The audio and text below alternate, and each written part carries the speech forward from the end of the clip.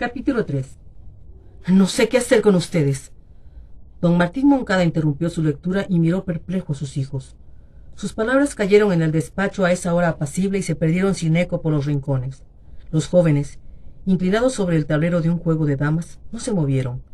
Hacía ya tiempo que su padre repetía la misma frase. Los círculos de luz repartidos en la habitación continuaron intactos. De cuando en cuando, el ruido leve de una dama corriendo en el tablero abría y cerraba una puerta minúscula por la que huía vencida. Doña Ana dejó caer su libro. Subió con delicadeza a la mecha del quinqué y exclamó en respuesta a las palabras de su marido: «Es difícil tener hijos. Son otras personas». En el tablero blanco y negro, Nicolás movió una pieza. Isabel se inclinó a estudiar el juego y Juan chasqueó la lengua varias veces para conjurar un pleito entre los dos mayores. El reloj martillaba de los segundos desde su caja de caoba. «¿Cuánto ruido haces en la noche?», le dijo don Martín, mirándolo con severidad y amenazándolo con el dedo índice. «Son las 9», respondió Félix desde su rincón, obedeciendo a una vieja costumbre de la casa. Se levantó de su cascabel, se dirigió al reloj, abrió la puertecilla de vidrio y desprendió el péndulo. El reloj quedó mudo. Félix colocó la pieza de bronce sobre el escritorio de su amo y volvió a ocupar su sitio. «Ya por hoy no nos vas a corretear», comentó Martín, mirando las manecillas inmóviles sobre la carátula de porcelana blanca.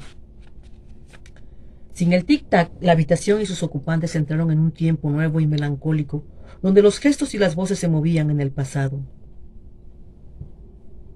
Doña Ana, su marido, los jóvenes y Félix se convirtieron en recuerdos de sí mismos, sin futuro, perdidos en una luz amarilla e individual que los separaba de la realidad para volverlos solo personajes de la memoria. Así los veo ahora, cada uno inclinado sobre su círculo de luz, atareados en el olvido, fuera de sí mismos y de la pesadumbre que por las noches caía sobre mí cuando las casas cerraban sus persianas. ¡El porvenir! ¡El porvenir! ¿Qué es el porvenir?, exclamó Martín Moncada con impaciencia. Félix movió la cabeza y su mujer y sus hijos guardaron silencio. Cuando pensaba en el porvenir, una avalancha de días, apretujados los unos contra los otros, se les venía encima y se venía encima de su casa y de sus hijos. Para él, los días no contaban de la misma manera que contaban para los demás.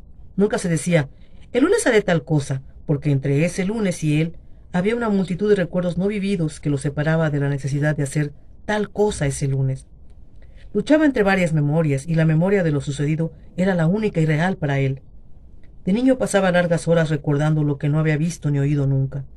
Lo sorprendía mucho más la presencia de una bugambilia en el patio de su casa que el oír que existían unos países cubiertos por la nieve. Él recordaba la nieve como una forma del silencio. Sentado al pie de la bugambilia, se sentía poseído por un misterio blanco, tan cierto para sus ojos oscuros como el cielo de su casa. «¿En qué piensa, Martín?», le preguntó su madre, sorprendida ante su actitud concentrada. «Me acuerdo de la nieve», contestó él desde la memoria de sus 5 años. A medida que creció, su memoria reflejó sombras y colores del pasado no vivido, que se confundieron con imágenes y actos del futuro, y Martín Moncada vivió siempre entre esas dos luces que en él se volvieron una sola. Esa mañana su madre se echó a reír, sin consideración para aquellos recuerdos suyos que abrían paso muy adentro de él mismo, mientras contemplaba incrédulo la violencia de la bugambilia.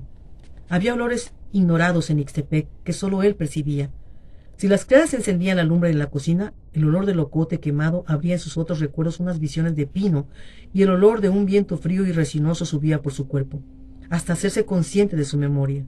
Sorprendido, miraba a su alrededor y se encontraba cerca del brasero caliente, respirando un aire cargado de olores pantanosos que llegaban del jardín.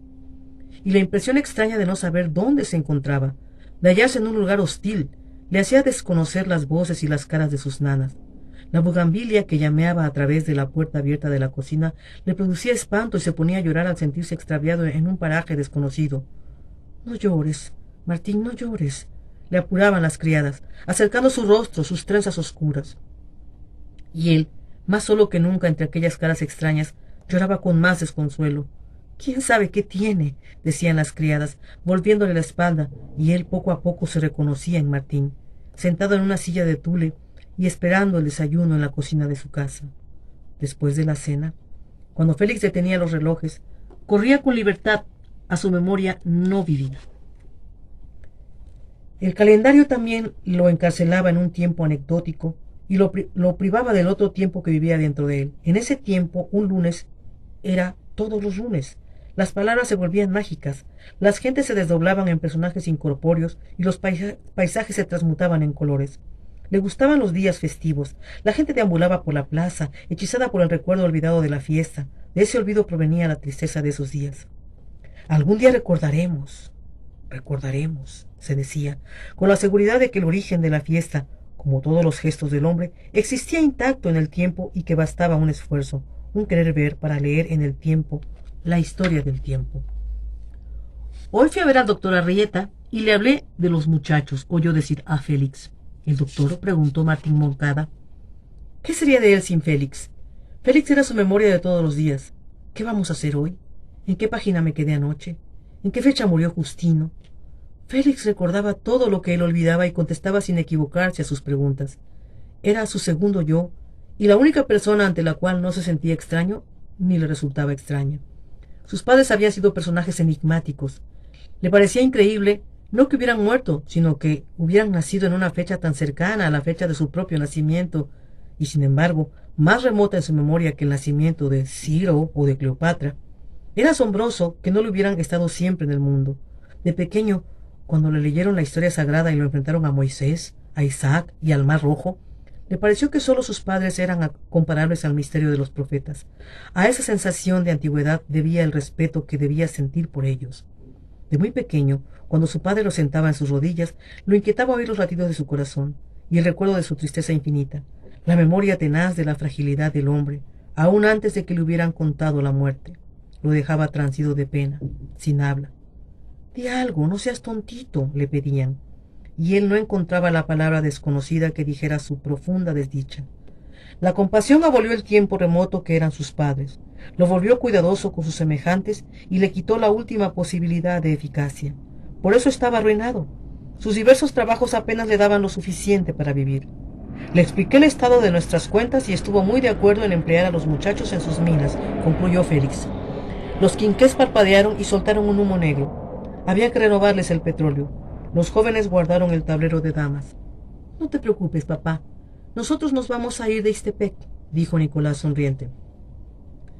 «Así se sabrá si son tigres con dientes o sin dientes, pues corderos hay muy pocos», respondió Félix desde su rincón. «A mí me gustaría que Isabel se casara», intervino la madre. «No me voy a casar», contestó la hija. A Isabel le disgustaba que establecieran diferencias entre ella y sus hermanos. Le humillaba la idea de que el único futuro para las mujeres fuera el matrimonio. Hablar del matrimonio como de una solución la dejaba reducida a una mercancía a la que había que dar salida a cualquier precio. «Si la niña se va y ellos se quedan, esta casa no será la misma casa. Es mejor que se vayan los tres», como dijo el niño Nicolás, aseguró Félix, pues a él le disgustaba la idea de que la niña Isabel se fuera con un desconocido. Todavía oigo las palabras de Félix girar entre los muros del salón, rondando unos oídos que ya no existen y repitiéndose en el tiempo solo para mí. No sé qué voy a hacer con ustedes», repitió Martín Moncada. «Estamos cansados», aclaró Félix, y desapareció para volver al cabo de unos minutos con una bandeja en la que reposaban 6 vasos y una jarra de agua de tamarindo. Los jóvenes bebieron deprisa su refresco. A esa hora el calor bajaba un poco y el perfume del huele de noche y de los jazmines inundaba de tibieza la casa. «Puede ser bueno para los muchachos», añadió Félix, cuando recogió los vasos vacíos. Don Martín agradeció sus palabras con una mirada. Más tarde, en su cama, lo asaltó una duda. ¿Y si enviar a sus hijos a las minas significaba violentar su voluntad? Dios dirá», repitió inquieto. No podía dormir. Había presencias extrañas en torno a su casa, como si un maleficio lanzado contra él y su familia desde hacía muchos siglos hubiera empezado a tomar forma aquella noche. Quiso recordar el daño que rondaba a sus hijos y solo consiguió el terror que lo invadía cada Viernes Santo. Intentó rezar y se encontró solo e impotente para conjurar las tinieblas que lo amenazaban. Fin del capítulo 3.